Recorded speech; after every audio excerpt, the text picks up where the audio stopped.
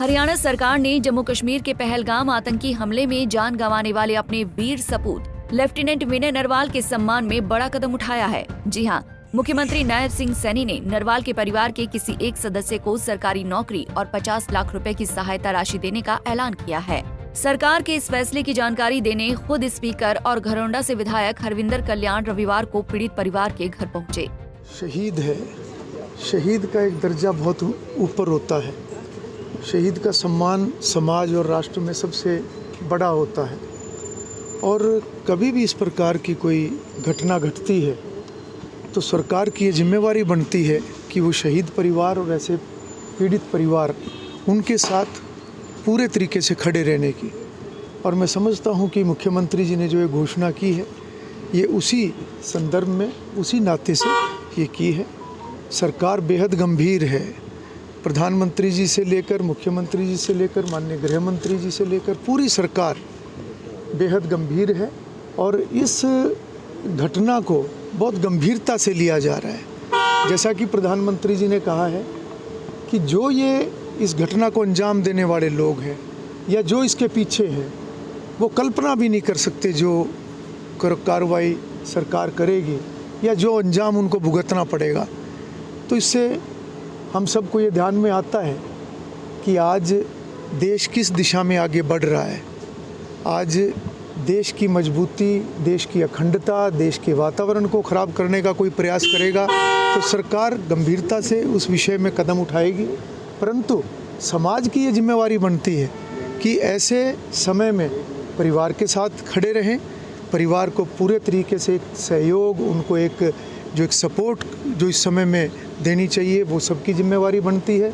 और उसके साथ साथ मैं ये समझता हूँ क्योंकि विनय मेरे अपने विधानसभा के गांव भूसड़ी से ताल्लुक़ रखता है ये परिवार, तो मेरा तो एक तरह से एक ये पारिवारिक मामला है। परिवार से मिले आप? मैं परिवार के लगातार मैं संपर्क में हूँ और अभी भी मैं परिवारजनों से मिलकर आया हूँ और आने वाले समय में भी परिवार को, क्योंकि जो ये क्षति हुई है इसकी पूर्ति तो कोई नहीं कर सकता, पर जनप्रतिनिधि के नाते, समाज के नाते, परिवार का सदस्य के नाते हम सब उस नाते से परिवार के साथ खड़े हैं।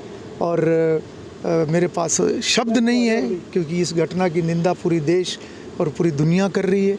आतंकवाद के खिलाफ लड़ाई लड़ने का जो एक संकल्प है वो हमारे देश के साथ साथ आज बाकी दुनिया के देशों में भी एक चिंता का विषय है। और हमने ये देखा है कि पिछले दिनों में जो अन्य सभी देशों की भी जो प्रतिक्रियाएं आई हैं, तो मैं समझता हूँ कि आज इसके खिलाफ लड़ने के लिए इस विषय में सभी को एकजुट होने की आज ज़रूरत है और मजबूती से इसके खिलाफ हम लड़ाई लड़े, ये हम सबका संकल्प। प्रधानमंत्री जी ने आज मन की बात कार्यक्रम में भी जो है शहीदों को नमन किया है। जी बिल्कुल, प्रधानमंत्री जी जैसे मैंने कहा वो बेहद गंभीर हैं इस विषय पर और सरकार मजबूती से इस विषय पर जो है एक्शन भी लेगी और बहुत मजबूती से आगे बढ़ेगी। हर तरीके से हम सरकार के साथ हैं, परिवार के साथ हैं और सरकार पूरे तरीके से साथ। एक बात रहती है जो तमाम नेता हैं वहाँ पर सिक्योरिटी इतनी, जहाँ पर कांड हुआ ये वहाँ पर सिक्योरिटी नहीं। देखिए, एक पर्यटक स्थल जहाँ पर ये घटना घटी और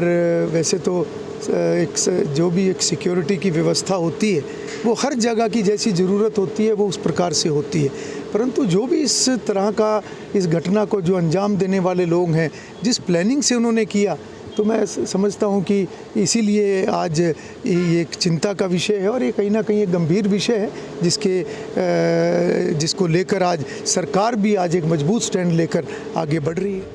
बता दें कि आतंकी हमले में अपनी जान गंवाने वाले नौसेना अधिकारी विनय नरवाल को लगातार शहीद का दर्जा देने की मांग सरकार से हो रही है। हालांकि इसमें तकनीकी पेंच ये है कि सेना से जुड़े लोगों को ये दर्जा तभी दिया जाता है जब वो किसी सैन्य ऑपरेशन के दौरान वीरगति को प्राप्त हुए हों। Bureau report, Punjab Kesari TV. हमसे जुड़े रहने के लिए हमारे YouTube चैनल को सब्सक्राइब करें और नई वीडियो की नोटिफिकेशन के लिए बेल आइकॉन को दबाएं। अगर आप ये वीडियो Facebook पर देख रहे हैं तो लाइक जरूर करें और ज्यादा से ज्यादा शेयर करें। धन्यवाद।